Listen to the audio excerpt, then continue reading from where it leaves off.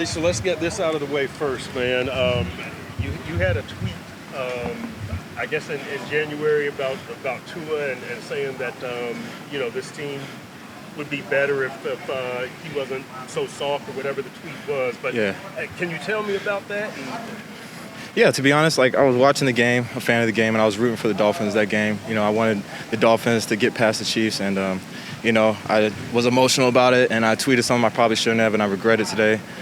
But me and Tua talked last night, working on a handshake, and we already completed one pass in one-on-ones, so we put that behind us. We kind of talked about it, and we're moving on from it. And I'm just excited to be a Dolphin, man. I'm a hometown kid. I'm from West Palm Beach, so it is, a joy for me to be here and to put these colors on. So, I'm just here to work hard to establish myself as a veteran and, do everything I can to, help this team take the next step and get to where the ultimate goal is. 2 years in San Francisco, you should know this system pretty well, right? Yeah. There's a lot of overlap, a lot of carryover. Just getting with Wes and the other guys, kind of just, finding those nuances, those differences between both schemes. But it is very similar, so I am comfortable in it, and it'll probably take me a few days, maybe a week to get it, but I am comfortable in it for sure. Tell me about the journey to get here. You were in Baltimore, and tell me about the last few years and what do you want to prove here?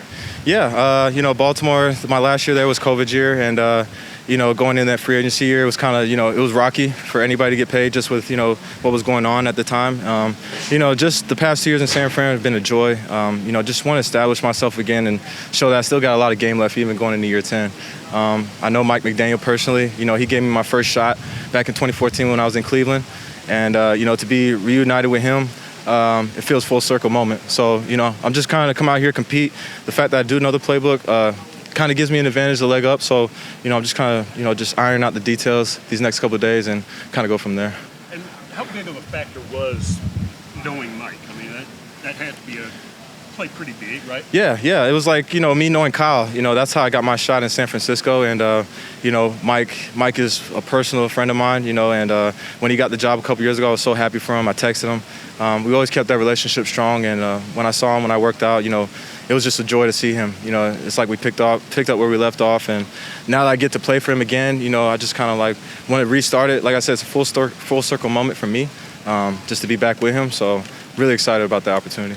And then playing here at home, man, yeah. That's nice. I mean, family has got to be pretty excited about that, huh? Man, the family was joyous when they found out that they were going to keep me. We only live 40 minutes up in West Palm Beach, Delray, Boca. So the family is, really happy. And, just to possibly finish my career in South Florida, a kid growing up, every kid in South Florida's dream, I feel like, is to play for the Dolphins at some point, right? So I am happy. I'm grateful, honored to be here, honored to put these colors on, and just coming into work every day, man. Ready to go. How big a Dolphins fan were you growing up? Who were the players you looked at? Yeah, like, Zach Thomas, Jason Taylor. I was watching Ronnie Bowden, Ricky Williams, Chad Pennington, Chris Chambers, Pat Surtain. All those guys, man. My grandmother, she was a big Dolphins fan. Those were rough years, but we were still huge fans, because we had great players then. Yeah. So I always, in the back of my mind, it's like every kid, like I said, every kid's dream is to play for the Dolphins. So now I'm year 10, it'll be amazing to, finish these last couple of years off here. So I just got some work to do and see what happens, man. A lot of us think that you represent the power game as far as the running backs on this team. Would that be an accurate statement, do you think? I say that's an accurate statement. I try to run the hardest I can every single play and do what I can to just go full throttle. And as far as carries and action and everything like that, I guess, do you wish that you would get the ball a little bit? Are you ever in Frank Smith's ear or Studesville's ear about third and short, use me or anything like that, even jokingly? No, I just control what I can control and, get in where I fit in and do what I can to help the team. With the off-season program, you obviously you were nursing something and not participating. Do you feel like that set you back or made people forget about you?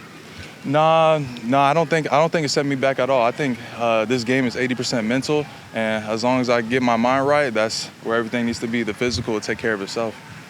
What's the key for you to make the 53? This is obviously a team that's based on speed and the backfield. We know you've got special teams use. What do you think is the key to making the 53? I think the key is being able to help my team the best I can to the best of my ability. And, making sure that whatever I do, I know my assignment, and I help the other 10 guys on the field out by knowing my job. With special teams and the changes now, how does that impact a guy like you who's on that kickoff coverage unit? How has the game shifted a little bit? Well, obviously the distance is a little shorter, so you feel me, you less tired. But I think the game is it happens a lot quicker, and I think a lot of that emulates RB pass pro. A lot of that emulates what we do as running backs, so I like it. So you think more running backs are going to be part of the Corps' special teams units now because of what's happening? That's a good, interesting point you made there about blitz pickup and stuff like that. Yeah. I'm not sure, how much running backs are going to be in there, but I know that it's a perfect setup for us to do our job. So how much different are things for you now coming off? I mean, you were a rookie last year, undrafted guy. Things were just thrown at you. You did well. Obviously, you made the 53, but how much have things slowed down for you? To be honest, I'm still not comfortable. I'm still keeping that edge on my shoulder. As much as I've been here for a year, I still try to keep that edge, and not much has changed except a different time, different date.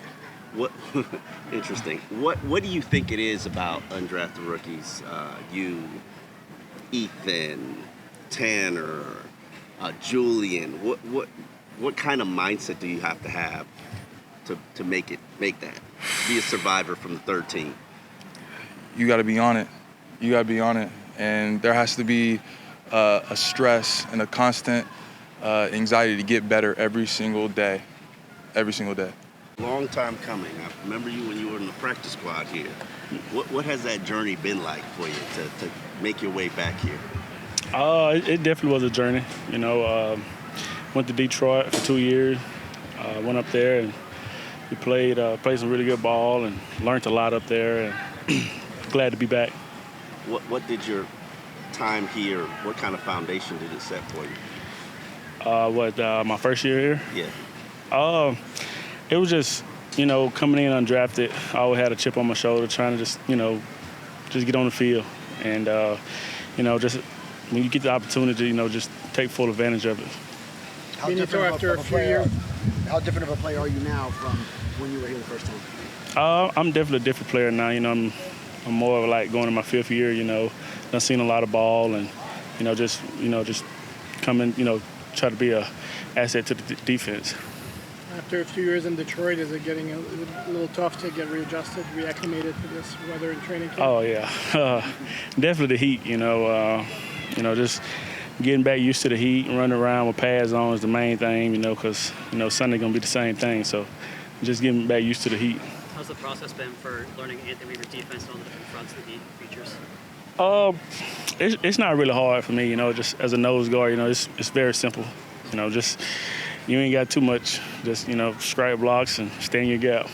With that position, in terms of the challenge of taking on two, what have you learned about it over the years, like how to anchor down and take on two?